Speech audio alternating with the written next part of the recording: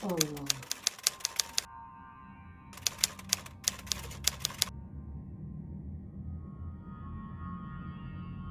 Assalamualaikum warahmatullahi wabarakatuh. Assalamualaikum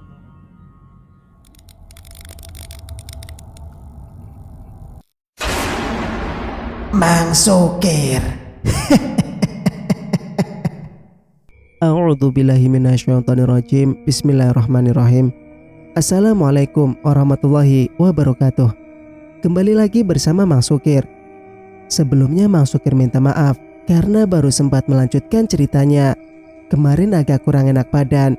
Dan untuk cerita kali ini masih melanjutkan cerita yang sebelumnya yang berjudul Melepas Keperawanan di Telaga Bahandang. Cerita ini ditulis oleh Elyasmin Rumi. Dan tak usah berlama-lama, langsung saja kita ke ceritanya. Baru saja berbohong dan kebohongan itu terbongkar dengan sendirinya. Walhasil, 7 hari tidak akan keluar kamar. Sementara Raka Balu masih tak habis pikir ide murahan dari selirnya itu. Padahal, bisa saja Raka Balu mengulurkan titah untuk melayaninya meski kalawa sedang datang bulan. Bukankah tidak ada yang berani menolak?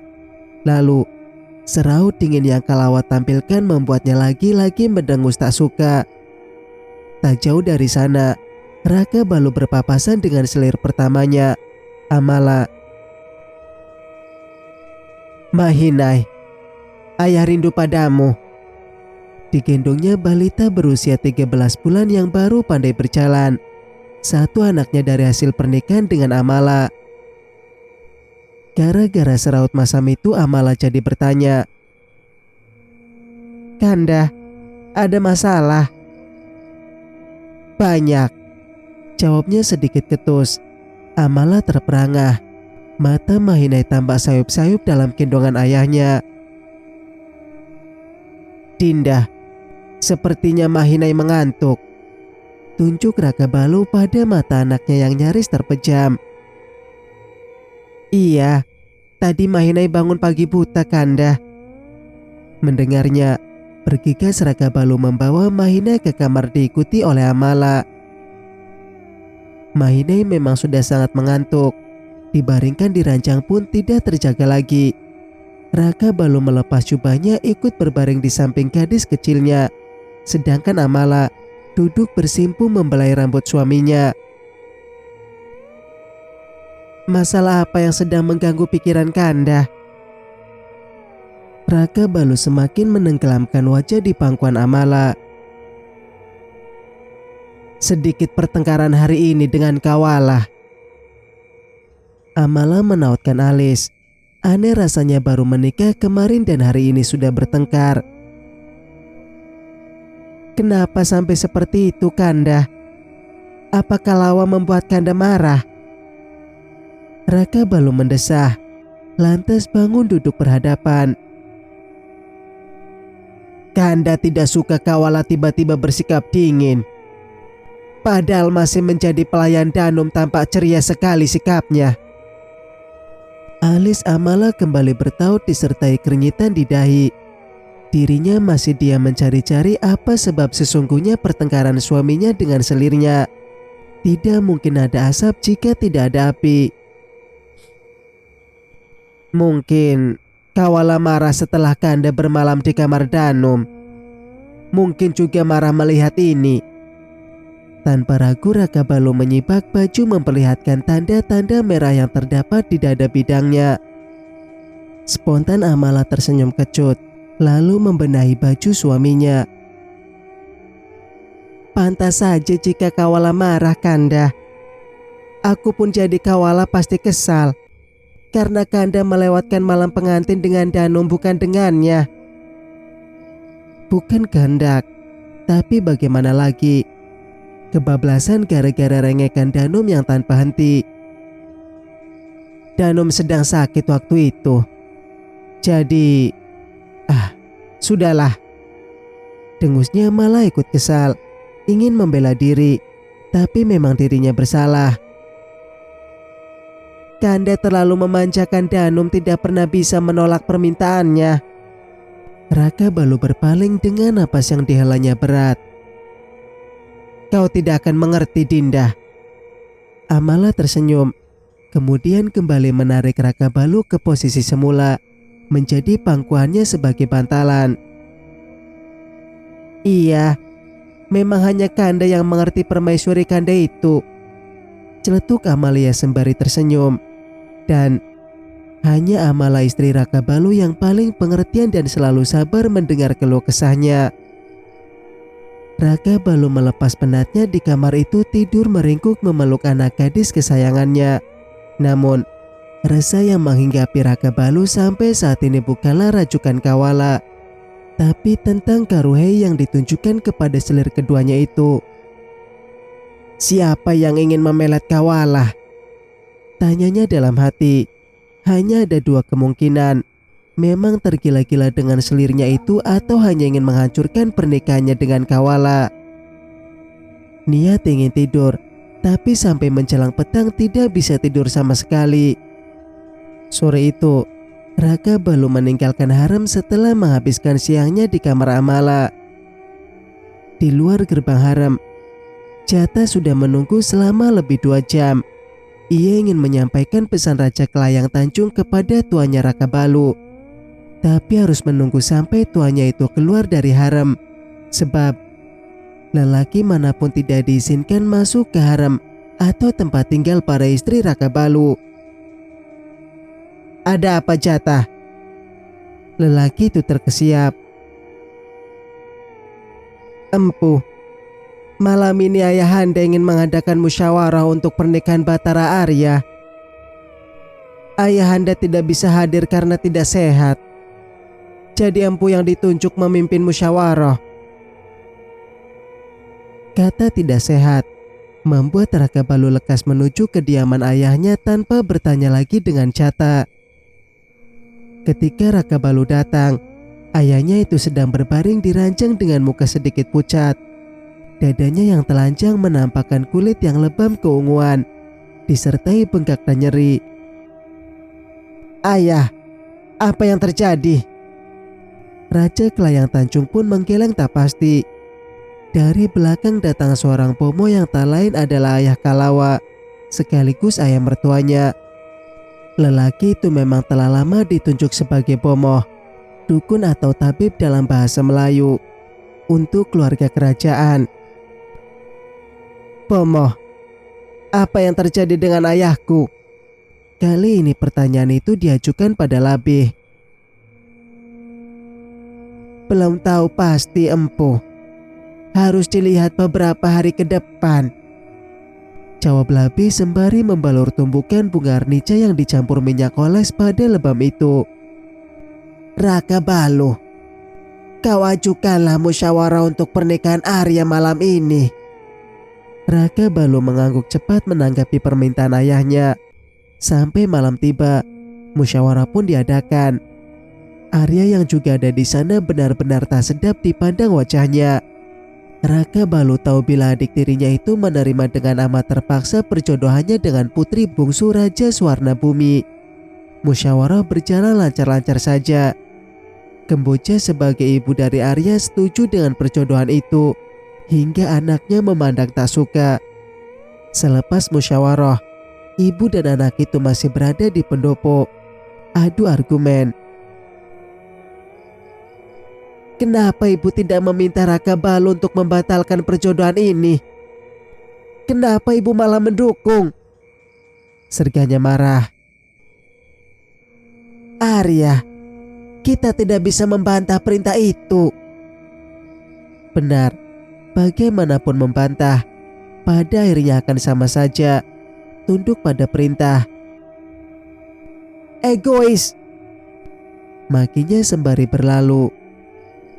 Keikut serta anggota kerajaan untuk mendampingi Arya melamar anak bungsu Raja Swarna Bumi telah disampaikan pada seluruh keluarga, termasuk para istri Raka Balu.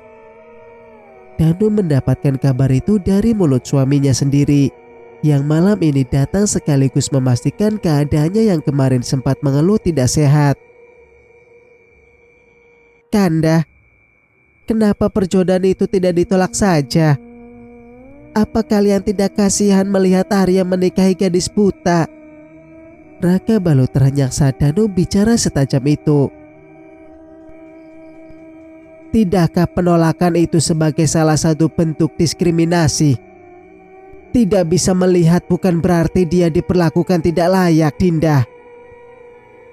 Danum tersenyum sinis mendengar ucapan sok bijak baginya.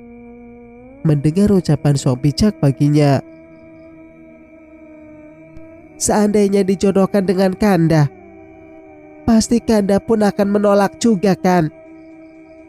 Kanda tidak akan menolak. Dijodohkan ayah dengan pelayan Dinda saja, Kanda tidak menolak. Raka Balu beranjak mulai tak suka dengan permaisurinya yang sering bicara sekehendak hati. Kanda hendak kemana? Kanda tidak tidur di sini. Raka Balu menggeleng berlalu pergi. Ia tidak berhenti meski Danum merengek ingin tetap tinggal. Sesampainya di kediaman, Raka Balu meminta jatah untuk menyampaikan perintahnya kepada para abdi untuk melakukan persiapan perjalanan mereka ke kerajaan Suwarna Bumi. Baik, Empu. Dan sebaiknya Empu istirahat saja. Raka Balu memberi isyarat melalui tangan agar Jata kembali ke tempatnya. Lalu di dekat pintu, Jata membalikkan badan melangkah mendekati peraduan tuanya ketika dipanggil kembali. Jata, sampaikan pada Dayang bahwa aku memanggil selir kawala ke sini besok pagi. Jata akan menyampaikan pesan itu besok pagi juga karena ini sudah terlalu malam. Takut mengganggu selir tuanya itu. Dari sekian banyak anggota kerajaan, hanya kawala yang tidak diberitahu tentang perjalanan mereka hari ini. Raka Balu sengaja karena kawala sudah berani membohonginya. Namun tak sampai hati pula melihat selirnya itu sendirian di kerajaan di saat yang lain berpergian. Pagi-pagi sekali seorang dayang mengetuk kamar kawala. Cinda yang saat itu sedang menyiapkan segala keperluan kawala segera membuka pintu. Takut ketukan itu membangunkan. Ada apa? Tanya Cindai. Empu meminta Nyayu ke kamarnya. Lekas-lekas Cindai membangunkan kawala setelah dapat pemberitahuan itu. Tidak tega membangunkan kawala yang masih tidur pulas, tapi takut jua membuat Raka Balu menunggu lama. Nyayu, bangun. Sekali digugah mata kawala langsung mengerjap. Cindai, ada apa? Tanyanya setengah mengantuk. Empu meminta Nyayu untuk ke kamarnya sekarang. Dahi kawala mengernyit. Aneh, bukankah Raka Balu tidak mengizinkannya keluar kamar? Kendati demikian, kawala bergegas bangun membersihkan diri sebelum menemui suaminya. Kawala ditemani oleh Cindai menuju kediaman Raka Balu. Sesampainya di sana, Jata sudah menyambut. Nyayu, Empu sudah menunggu di kamar. Jata mempersilahkan kawala masuk, sedangkan Cindai duduk menunggu di saung tak jauh dari sana. Ketika kawala masuk, seluruh pandangannya pada lelaki yang sedang duduk di sisi ranjang, mengasah mandau kesayangannya. Selamat pagi, Kanda. Sapaan itu tak membuat Raka Balu berpaling dari kilatan tajam mandau miliknya. Ia malas menoleh, sebab suara itu terdengar amat dingin dan tidak tulus. Masuklah, suruh Raka Balu tanpa menoleh. Kau tidak mengindahkan ucapanku kemarin, Dinda. Kawala bergeming, berdiri setengah depan dari Raka Balu. Apa yang tidak Dinda indahkan, Kanda? Raka Balu spontan menoleh. Tatapannya serupa mata mandau nan tajam itu. Buang jauh-jauh sikap dinginmu, Dinda. Buang jauh-jauh jika bersamaku. Kawala masih bergeming mengejek gurat-gurat kemarahan bercampur rasa tidak suka itu. Apa yang salah?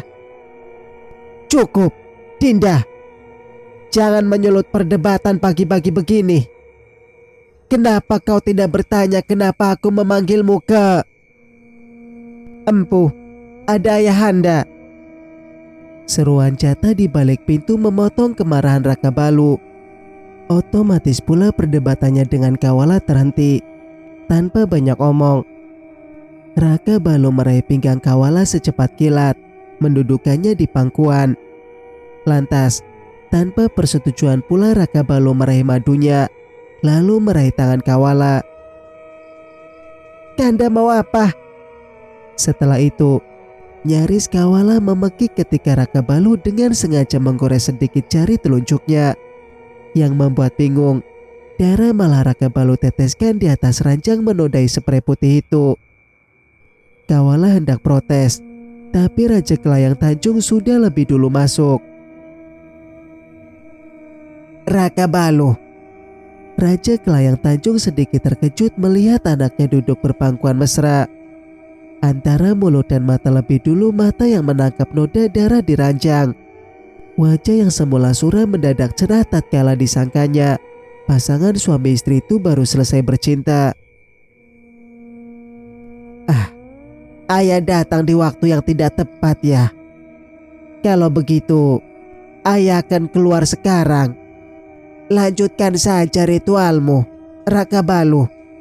Raja Kelayang Tanjung pun pergi. Seperginya sang ayah, Raka Balu menyingkirkan selirnya yang masih duduk tercengang. Jadi darah itu... Kalawa menduga sembari terus menatapi punggung Raka Balu yang berjalan menuju jendela. Dasar licik. Kawala memaki pelan melihat suaminya berhasil mengelabui ayahnya sendiri. Raka Balu berdiri di depan jendela. Tersungking senyum dari kedua sudut bibirnya disuguhi pemandangan tak asing. Di sana Raja Kelayang Tanjung sedang berjalan bergandeng tangan bersama cucu pertamanya, Sanja. Kalawa masih duduk di sisi ranjang. Sesekali meringis disebabkan segores luka kecil di jari telunjuknya. Kemarilah. Kalawa menoleh, lalu ragu untuk mendekat. Kemarilah.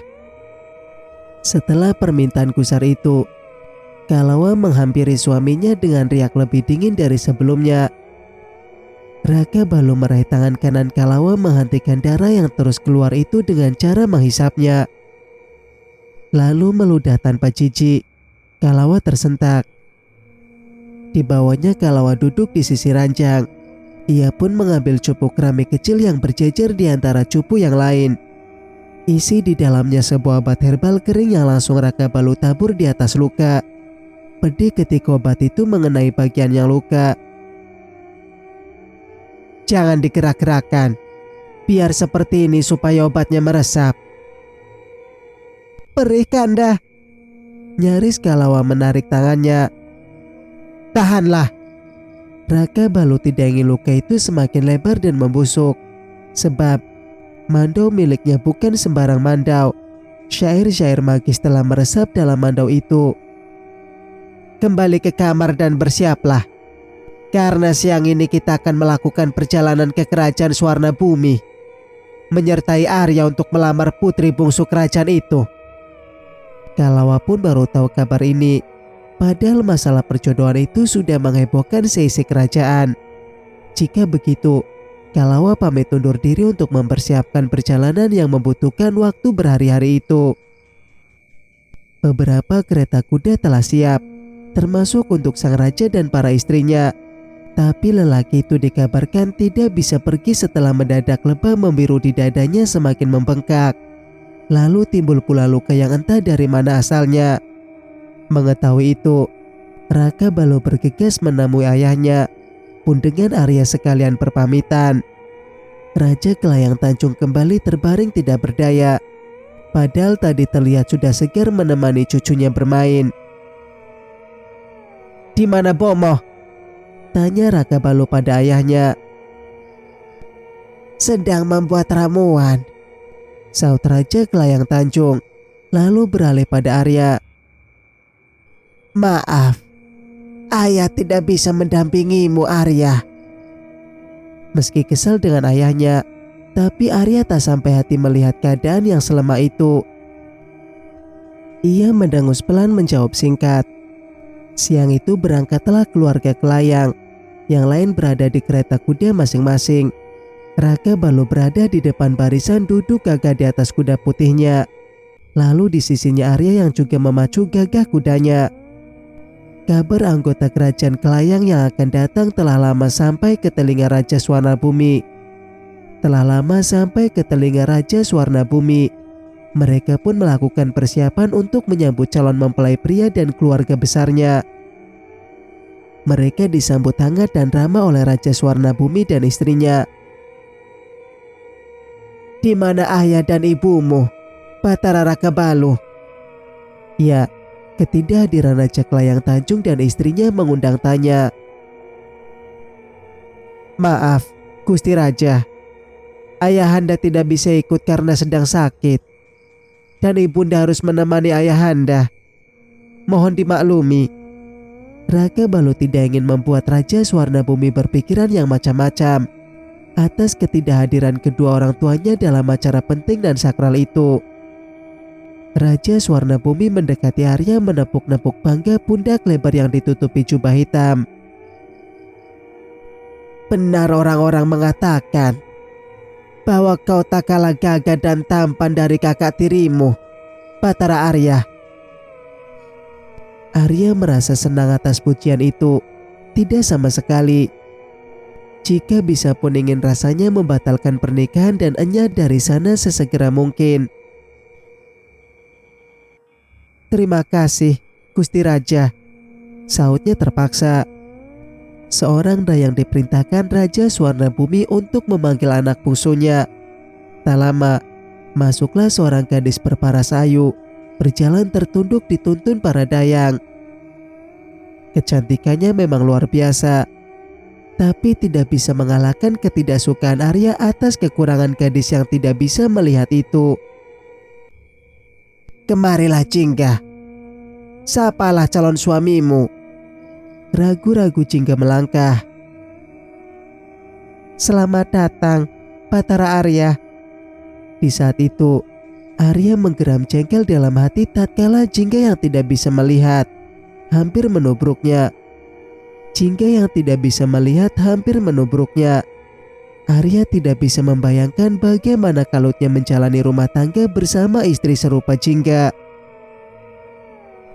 Arya tidak menyaut sama sekali, sedangkan riak wajahnya tidak bisa menyembunyikan kekesalan. Raka Balu hendak menasihati Arya setelah pertemuan usai, tapi enggan jua. Enggan memulai perdebatan yang berakhir dengan pertengkaran. Lantas, apa kata Raja Swarnabumi nanti? Biarkan, mungkin saja nanti bibit cinta tumbuh tanpa kurun waktu. Selain sikap Arya, ketidakhadiran orang tua juga membuat Raka Balu sedikit bersedih. Padahal pernikahan Arya adalah salah satu hari yang paling ditunggu ayahnya. Raka Balu berharap semoga bulan nanti mendapati ayahnya sudah seperti sedia kala, walaupun belum diketahui penyakit apa yang diderita ayahnya. Sampai hari pernikahan tiba, Arya semakin gusar saja.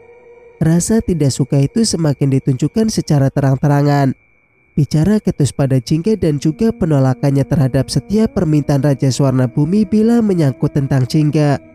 Untuk sekarang, Raja Swarnabumi memaklumi. Mungkin saja Arya butuh adaptasi. Raja Swarnabumi hanya mempunyai 2 anak. Jadi, pernikahan itu digelar secara besar-besaran. Tak lepas dari serangkaian acara adat istiadat dan juga dimeriahkan oleh berbagai kesenian yang kental budaya Melayu. Acara semarak itu mendadak heboh dengan pingsannya Danum secara tiba-tiba.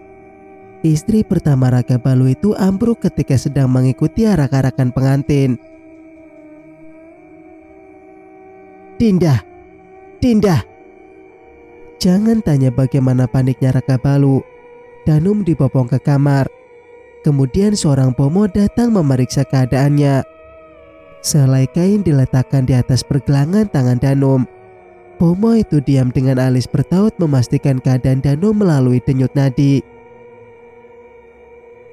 Apa yang terjadi? Istriku baik-baik saja, cecar Raka Balu. Amala dan Kawala yang juga ada di kamar itu saling menoleh melempar pandangan cemas. Sekian detik memastikan keadaan Danum. Pomo itu memberikan kesaksiannya pada Raka Balu yang membuat orang-orang di kamar itu bernapas lega tersenyum bahagia. Istri empu baik-baik saja. Istri empu pingsan kelelahan karena kondisinya yang sedang mengandung. Di balik gejolak hati gara-gara pernikahan Arya, akhirnya Raka Balu mendapatkan kabar yang mengejutkan hati. Minyak eukaliptus yang tercium membuat Danum siuman setelah pingsan hampir setengah jam. Ia heran orang-orang memenuhi kamar. Ada apa ini Kanda? Apa yang terjadi? Pomo itu mundur diri dan Raka Balu mendekat duduk di sisi ranjang. Menggenggam erat jemari Danum sekedar menyampaikan rasa bahagia dan terima kasihnya. Rasa bahagia dan terima kasihnya yang sungkan terucap. Dinda pingsan kelelahan. Dan kelelahan itu karena Dinda sedang mengandung. Benarkah? Dinda sedang mengandung? Raka Balu mengangguk dan tersenyum lucu di saat Danum sendiri tidak menyadari bahwa dirinya sudah berbadan dua. Ayah pasti sangat senang mendengar kehamilan Dinda. Raka Balu berharap kabar ini akan membuat keadaan ayahnya cepat membaik.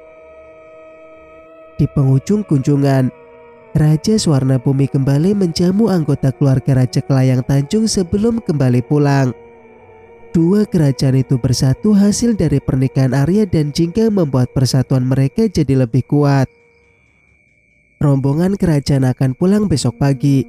Sementara Arya akan tinggal di kerajaan Swarna Bumi atas permintaan rajanya sendiri. Dan Raka Balu akan menunda kepulangannya karena ingin meninjau wilayah Klarak yang kabarnya akan dimasuki para pemberontak. Jatah, keamanan keluargaku percayakan padamu, ditanya pada Jatah sebelum rombongan bergerak. Raka Balu mengiringi rombongan, tapi di persimpangan ia berbelok ke kanan, sedangkan rombongan terus berjalan lurus. Hati-hati Kanda, cepat kembali, seru Danum dari jendela kereta.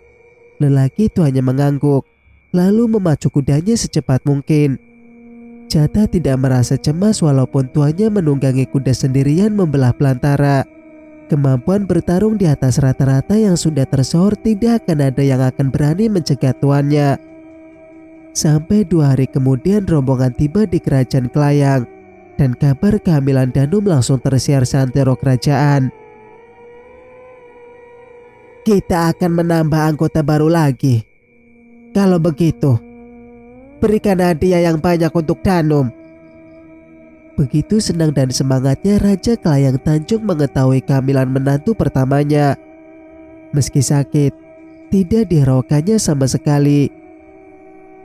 Di kamarnya, Kalawa sedang menimang-nimang hadiah apa yang cocok diberikan untuk Danum. Sudah jadi tradisi untuk anggota kerajaan yang lain harus memberikan hadiah pada wanita kerajaan yang sedang mengandung.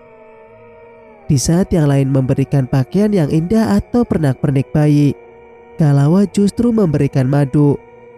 Dirinya anak seorang pomoh, pastilah tahu sedikit banyak tentang tanaman herbal dan jambi-jambi ringan biasa mengobati demam pada anak-anak. Melihat Kalawa membawa 2 botol keramik berisi madu, dahi Danum mengernyit heran. Kenapa kau membawa ini Kalawa?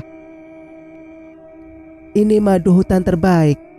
Aku memberikan ini untuk menjaga kesehatan Nyayu dan calon anak kedua Nyayu. Bertahun-tahun menjadi dayang kepercayaan dan sekarang menjadi selir anak raja, Danum tidak menyangka bila Kawala masih merendah diri. Terima kasih, ujar Danum kemudian. Di antara banyaknya hadiah hanya madu hutan itu yang menandakan segenggam perhatian.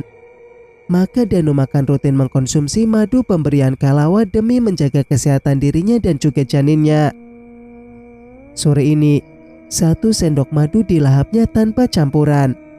Rasa manis berpadu asam cukup membuat Danum suka, karena lidahnya memang kurang menyukai yang manis-manis. Selang beberapa menit mengkonsumsi madu itu, semuanya baik-baik saja. Dan di menit-menit berikutnya, Danum muntah hebat. Seluruh makanan yang belum tercerna sejak siang keluar tanpa sisa. Bahkan muntahan itu sudah berwarna kuning kecoklatan mirip kotorannya sendiri dan beraroma tidak sedap. Danum melemah nyaris pingsan dan seketika itu Haram jadi riuh oleh keadaan Danum. Seorang bomo perempuan datang secepatnya setelah dipanggil ke Haram. "Nyayu, katanya Nyayu Danum keracunan setelah mengkonsumsi madu pemberian Nyayu." Cinde datang-datang langsung melaporkan itu kepada Kalawa. "Tidak mungkin." Sontak Kalawa berjingkat dari duduknya. Ia tidak pernah memasukkan yang aneh-aneh ke dalam madu itu. "Nyayu dipanggil ke kamar Nyayu Danum sekarang." Kalawa yang merasa tidak bersalah segera pergi mendatangi Danum. Di sana, wanita itu terbaring lemah, tapi sorot matanya begitu tajam antara marah bercampur benci ke arah Kalawa. "Sini kau, Kalawa." "Nyayu, apa yang lancang? Berani kau meracuniku, hah?" Kalawa tidak terima dituding seperti itu. Ia membela diri karena tidak pernah melakukan perbuatan demikian. Apa yang diberikannya murni dari hati untuk kesehatan Danum dan calon anaknya. "Nyayu, jangan asal tuduh. Semuanya telah jelas." Tak sedikit pun Danum memberikan Kalawa membela diri. Wanita itu murka memberi perintah agar Kalawa dicambuk 20 kali dan diasingkan selama 7 hari. Haram memang berada di bawah kendali Danum sebagai permaisuri. Tidak ada yang berani membantah perintahnya. Kejadian itu pun mendap dan hanya diketahui oleh orang-orang yang ada di dalam harem. Saat itu juga, Kalawa diseret ke tengah halaman. Bagian-bagian atasnya dibuka paksa hingga lecutan cambuk beriringan dengan lolongan kesakitan Kalawa. "Kau telah asal menuduh, Nyayu." Pembelaan itu membuat Danum semakin geram. Dimintanya Manti untuk terus mencambuk Kalawa hingga 20 kali sesuai keinginannya. "Danum, hentikan. Ini tidak benar." Pembelaan Amala pun tidak digubris, justru semakin membuat Danum perang. Air mata Kalawa bercampur peluh juga darah yang keluar dari kelupasan kulitnya akibat hantaman cambuk. Puas dicambuki, Kalawa pun diasingkan selama 7 hari jauh dari kerajaan. "Itulah akibatnya bila berani melakukan kejahatan di harem," teriak Danum dengan lantang setelah kepergian Kalawa. Jauh kereta kuda itu membawa Kalawa. "Maaf, aku tinggalkan Nyayu di sini karena perintah Nyayu Danum," liris sang kusir yang mengantar Kalawa. Dengan bekal makanan seadanya, Kalawa pun ditinggalkan seorang diri di sebuah gubuk yang tak jauh dari Danau Bahandang. Danau yang airnya berwarna kemerahan. Dalam gubuk itu Kalawa baring meringkuk karena punggungnya yang lebam dan luka-luka setelah dicambuk. Air mata pun mengering seiring dengan darah yang mengering. Tepat setelah 2 hari kejadian mengerikan di harem, Raka Balu tiba di kerajaan. Seperti biasa, yang didatanginya lebih dulu adalah para istrinya. Wajah para abdi di sana menunduk takut ketika Raka Balu memasuki harem. Danumlah istri yang didatanginya pertama kali. Binar bahagia wanita itu tak sebanding dengan kekejaman yang telah dilakukannya terhadap Kalawa. "Kanda," ia menghabur manja memeluk suaminya. "Bagaimana keadaanmu dan anak kita, Dinda?" Wajah berseri itu membuat Raka Balu tak payah lagi bertanya lebih lanjut. Raka Balu merasa tenang setelah memastikan keadaan Danum, anak mereka, dan calon anak kedua baik-baik saja. Lalu giliran Amala yang didatanginya, tapi selirnya itu sedang tidak berada di harem. Amala sedang berada di kediaman selir Kamboja yang tak lain adalah Ibu Arya. Karena Amala tidak ada, Raka Balu mendatangi kamar Kalawa dan di sana dirinya hanya disambut Cindai. "Di mana selirku?" Cindai tak berani menyahut. Ia tertunduk sedalam dada. "Apa kau tuli, Cindai?" Gadis itu langsung mendongak, bergetar bibirnya untuk menyahut singkat raja. "Bicaralah, di mana selirku?" Nyayu diasingkan, empu." Raka Balu tak paham ucapan Cindai yang tergagap itu. Ia berkata gusar meminta Cindai bicara lebih jelas. Dengan nyali yang hampir habis, Cindai pun mengungkapkan apa yang terjadi dengan Kalawa. "Nyayu Kalawa dituduh meracuni Nyayu Danum, sehingga Nyayu Danum marah dan menghukum Nyayu Kalawa dengan mencambuk dan mengasingkan di Telaga Bahandang. Padahal tuduhan Nyayu Danum itu tidaklah berdasar." "Kau bilang apa? Dicambuk dan diasingkan?" Iya, empu." Detik itu juga Raka Balu keluar dari harem pergi menuju Telaga Bahandang untuk mencari Kalawa. Bersambung, nantikan kelanjutan ceritanya di video berikutnya. Masukir pamit. Wassalamualaikum warahmatullahi wabarakatuh.